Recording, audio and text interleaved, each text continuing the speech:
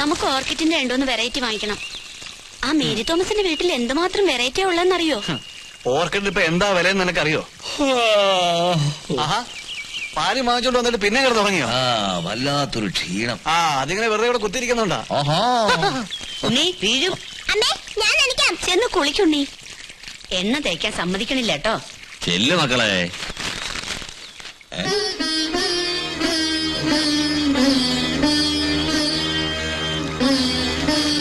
English പത്രം അല്ലേ? അതെ, അയലൊക്കത്തെ വീട്ടിലൊക്കെ ഇംഗ്ലീഷ് പത്ര. ഹരിയേട്ടന്റെ സ്റ്റാറ്റസ് അനുസരിച്ച് ഫ്രണ്ട്സ് ഒക്കെ വരണതല്ലേ. അത് മാത്രമല്ല, അച്ഛനെ ഒരാഴ്ച കഴിഞ്ഞാൽ ഗോപീഷ്ണ അടുത്തേക്ക് പോവല്ലേ. പത്രക്കാരനോട് ചോദിക്കാഞ്ഞിട്ടല്ല, ഇടവിട്ട് മലയാള പത്രം ഇടാൻ അവന് ബുദ്ധിമുട്ടാണത്രേ. ഞാനാണെ പത്രം വായിക്കാറില്ല. വെറുതെ എന്തിനാ ഒരു വേസ്റ്റ്. അച്ഛനെ കുറച്ച് ഇംഗ്ലീഷൊക്കെ ഒന്ന് വായിക്കേ. വെറുതെ ഇരിക്കല്ലേ, ഫ്ലുവന്റ് ആവട്ടെ. എന്റെ ഫ്രണ്ട്സ് ഒക്കെ വരുമ്പോ ഇത്തിരി ആശൂഷൊക്കെ അടിച്ചു ചെത്താം.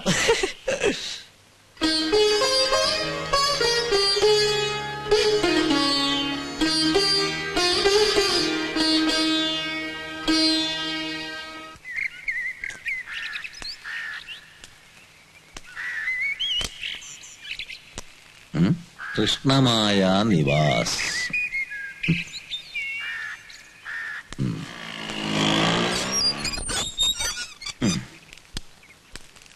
മേലെ പുരയ്ക്കൽ എന്ന് വെച്ചാൽ ഒരു തറവാടുത്തില്ല ഉണ്ടോ? ടൗണല്ലേ? ടൗണിൽ തറവാടുത്താൻ പാടില്ലാന്നുണ്ടോ?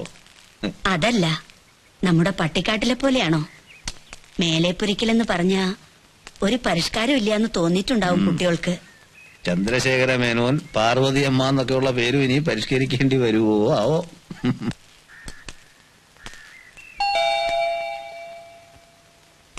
ഇത്ര വേഗം ഈ ചെടികളൊക്കെ വളർന്നോ? ഇത് ഇവര് വളർത്തണമല്ല, വല്ലൂരും വളർത്തണത് കാശ് കൊടുത്ത് വാങ്ങിച്ചോണ്ട് വെക്കണതാ. ഓ, ആഹാ, എത്തിയോ? ഞങ്ങൾ കാത്തിരിക്കായിരുന്നു. രാധിക എവിടെ? കോളേജ് വിട്ടാ അവള് നേരെ ഇങ്ങോട്ട് വരും. വരൂ. നല്ല പണിയാ കാണിച്ചത് രണ്ടാള്. വന്നിട്ട് ഓഫീസിൽ പോകാന്ന് കരുതി കാത്തിരുന്ന് വേറെ ഇറങ്ങി. ഇപ്പൊ സമയത്തായെന്നറിയോ? ഞങ്ങൾ അവിടുന്ന് ഇറങ്ങാൻ കുറച്ച് വൈകി. ഞങ്ങളോ? ഇയാളാണ് വൈകിച്ചത്. കാലത്തെ മുതൽ കുളിയോട് കുളി. ഞാൻ ഇന്നലെ വൈകിട്ടേ കുളിച്ചങ്ങ് റെഡിയായി. അതങ്ങോട്ട് കൊടുക്ക മോളെ. നല്ല പഴുത്ത കുറെ പേരയ്ക്ക, അത് ആദ്യം എടുത്തു. ഓ, വല്ലാത്തൊരു നടുവേദന. ഈ ബസ്സിൽ തൂങ്ങിപ്പിടിച്ച് കിടന്നേ. എന്താ തിരക്ക് ബസ്സിനുള്ളിൽ. എടോ, ഞാൻ എന്റെ ബെഡ്റൂമിൽ പോയി ഒന്ന് റെസ്റ്റ് എടുക്കാൻ പോവാ.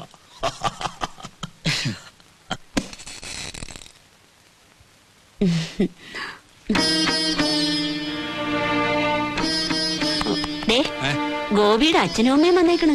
എവിടെ? വരുമെന്ന് ഗോപി പറഞ്ഞു. കാത്തിരുന്നു മയങ്ങിപ്പോയി. ഗുളിക കഴിച്ചതിന്റെ ക്ഷീണമാണെന്നേ. സുഖല്ലേ മേന്നെ? അതെ, പരമസുഖ. മായയും ഗോപിയും കൂടെ വന്ന് വിളിച്ചപ്പോ വീട് അടച്ചു പൂട്ടി ഞങ്ങൾ ഇങ്ങു പോന്നു അല്ലേ? സുഖമില്ല, ശ്വാസം മുട്ടലുണ്ടേ. ഇവിടെ ആകുമ്പോ നല്ല ഡോക്ടർമാരാരെങ്കിലും കാണിക്കാന്ന് മായ പറഞ്ഞു. അതുമല്ല, വയസ്സാം കാലത്തിന് മരുമോ നോക്കില്ലാന്ന് വെച്ചാ മേലെപ്പുരയ്ക്കൽ ആർക്കല്ല അച്ഛൻ എന്റെ നാണക്കേട്. തീർച്ചയായിട്ടും അച്ഛന് ലോകവിവരം ഉള്ളതുകൊണ്ട് കാര്യങ്ങൾ പറഞ്ഞാൽ മനസ്സിലാവും. അതുകൊണ്ട് ഞാൻ സമ്മതിച്ചു. നന്നായി. ഞാൻ പറഞ്ഞില്ലേ അച്ഛൻ എതിരൊന്നും പറയില്ലാന്ന്. അച്ഛൻ വല്ല ബഹളം ഉണ്ടാക്കുമെന്ന് പറഞ്ഞ് പേടിച്ചിരിക്കായിരുന്നു ഗോപിയേട്ടൻ. ഇപ്പഴെന്തായി? മോനാന്ന് പറഞ്ഞിട്ട് ഒരു കാര്യമില്ലെന്നേ. 1.5 കൊല്ലം ആയില്ലെങ്കിലും അച്ഛന്റെ മനസ്സ് ഞാൻ മനസ്സിലാക്കിയെടുത്തോളം ഗോപിയേട്ടൻ അറിയില്ല, അല്ലേ അച്ഛാ? പിന്നൊരു കണ്ടീഷൻ ഞാൻ പറഞ്ഞിട്ടുണ്ട്. മുറിയിൽ നിന്ന് പുറത്തിറങ്ങി ഹാളിൽ കിടക്കുന്ന അച്ഛനും അമ്മയ്ക്ക് എന്തെങ്കിലും ശല്യം ഉണ്ടാക്കിയ അപ്പ ഞാൻ പറഞ്ഞുവിടും.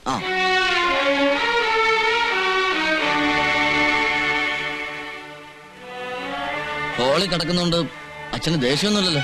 ഏയ്, സന്തോഷേ ഉള്ളൂ. ഹാളിലാവുമ്പോ മുറിയിൽ അടച്ചു കിടക്കണ അത്ര വിമിഷ്ടമുണ്ടാവില്ല. ഓടിക്കളിക്കാനുള്ള സ്ഥലമുണ്ടല്ലോ. വേണമെങ്കിൽ ഇടയ്ക്കിടയ്ക്ക് രണ്ടാൾക്കും കൂടി ഒരു തിരുവാതിര കളിയാവാം. എന്താ?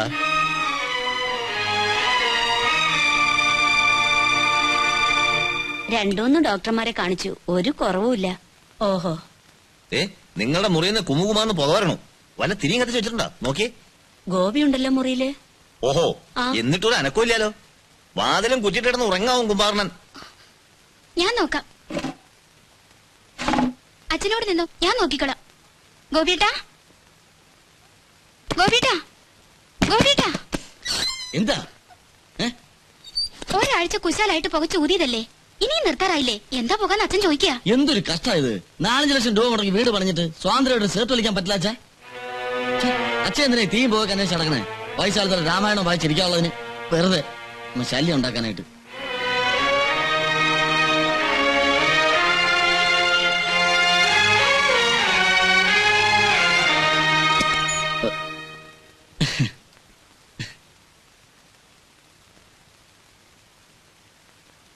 അതെ അച്ഛാ,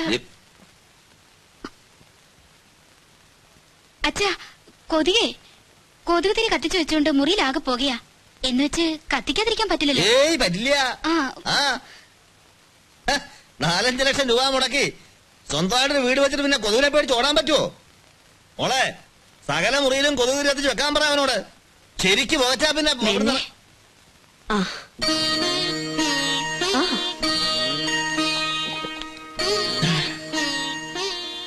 മെന്നെ. താൻ പേടിക്കണ്ട. ഇനി ഈ വീട് മുഴുവൻ കത്തി എരിഞ്ഞാലും വായ തുറക്കില്ല ഞാൻ. പോരെ? ഉം. ഉം.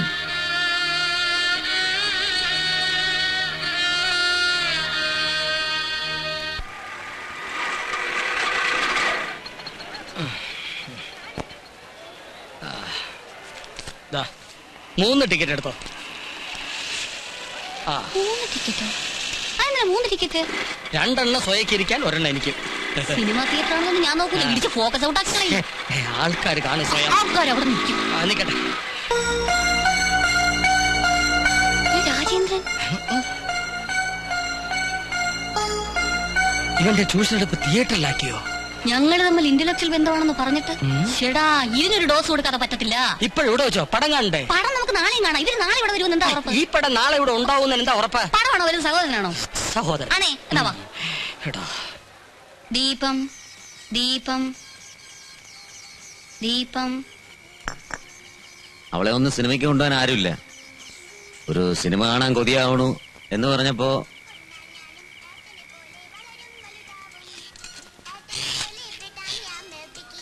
സത്യം പറഞ്ഞ അവളാകെ ടെൻഷനിലായി പോയി.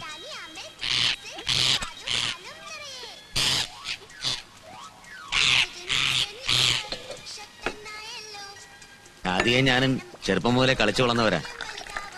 നല്ല സുഹൃത്തുക്കളാ ഞങ്ങള് തമ്മില്. നിനക്ക് എന്തെങ്കിലും ഒന്ന് പറഞ്ഞിട്ട് പോ. തെറ്റാണെങ്കിൽ തെറ്റാണെന്ന് പറ.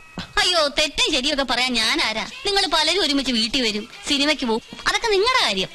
നമ്മൾ ഈ വീട്ടിലെ വെറും ഒരു അടുക്കളക്കാരിയല്ലേ.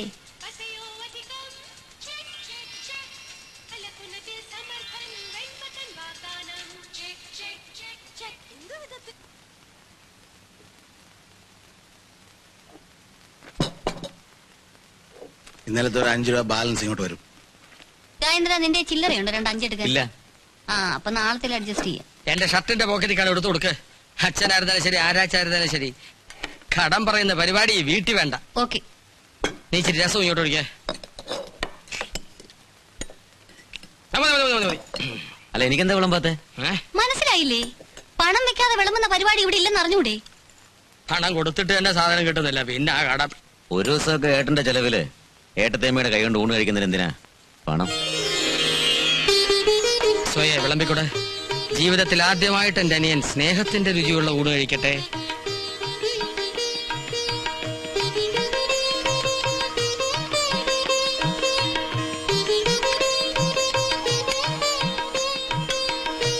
എന്താ വെള്ളം വല്ലതും വേണോ?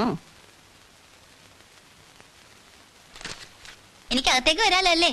ആ ഏട്ടത്തിയ ഇനിയും ചങ്കി ഓ കുത്തരുത്. അപ്പൊ ഏട്ടന്റെ ഏട്ടത്തിയമ്മയുടെയും കൂടെ കൂടാൻ തീരുമാനിച്ചു അല്ലേ? എങ്കിലും ഒന്ന് ചോദിക്കട്ടെ, രാധിക ഇഷ്ടമാണോ? കേടൊന്നുമില്ല. ദേ ഇങ്ങനെ ഉരുട്ടിപ്പരട്ടൊന്നും വേണ്ട. അവളെ കല്യാണം കഴിക്കാൻ ഇഷ്ടമാണോന്നാണ് ഞാൻ ചോദിച്ചത്. അതോ ഇനി ആ കൊച്ചിനെ തല്ലുവിളിക്കാനാണോ പരിപാടി? അയ്യോ അങ്ങനെയൊന്നുമില്ല. പിന്നെന്താ മനസ്സിൽ കണ്ടേക്കണേ? ഏതായാലും മേനോനങ്കിളിന് എന്നോട് വിരോധമൊന്നുമില്ല. ജോലിക്കാരി ഒന്ന് ശരിയായ നേരിട്ട് ചോദിക്കാം. അയ്യോ വേണ്ട വേണ്ട വേണ്ട, അതിനൊക്കെ തന്നെയാണ് ഞങ്ങൾ ഇവിടെ ഉള്ളത്. നാളെ തന്നെ പോയി ചോദിക്കാം. ഒരു അച്ചാരം ഉറപ്പിച്ചു വെച്ചാൽ പിന്നെ ധൈര്യം ഉണ്ടല്ലോ. അതിന്റെ ആവശ്യമൊന്നുമില്ല, സമയമാകുമ്പോ ഞാൻ പറയാം. എന്നാ ശരി, വായന മുടക്കുന്നില്ല. അയ്യോ അല്ല, സിനിമ എങ്ങനെ ഉണ്ടായിരുന്നു? കണ്ടില്ല, ആ രാധയൊക്കെ ടെൻഷനായി പോയി. അയ്യോ പാവം. നാളെ നമുക്ക് എല്ലാവർക്കും ഒരുമിച്ച് പോവാം. വിരോധമൊന്നുമില്ലല്ലോ? അയ്യോ സന്തോഷമുള്ളൂ. അപ്പൊ ഗുഡ് നൈറ്റ്. Good night.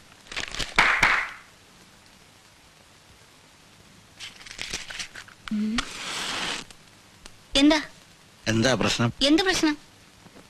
അവനോട് എന്താ പറഞ്ഞേ? ഞങ്ങൾ ഏട്ടത്തിയമ്മ അനിയനും കൂടെ പലതും പറയും. അതിന് തമ്പി സാറിനെന്താ? ചാപ്പാടൊക്കെ കഴിച്ചില്ലേ? അല്ല, എരിവും പുളിയൊക്കെ പാകമാണല്ലോ. എന്നാലേ ചെന്ന് കിടന്ന് ഉറങ്ങ. വെറുതെ എന്തിനാ ആവശ്യമില്ലാത്ത കാര്യത്തിലൊക്കെ ഇടപെടുന്നേ?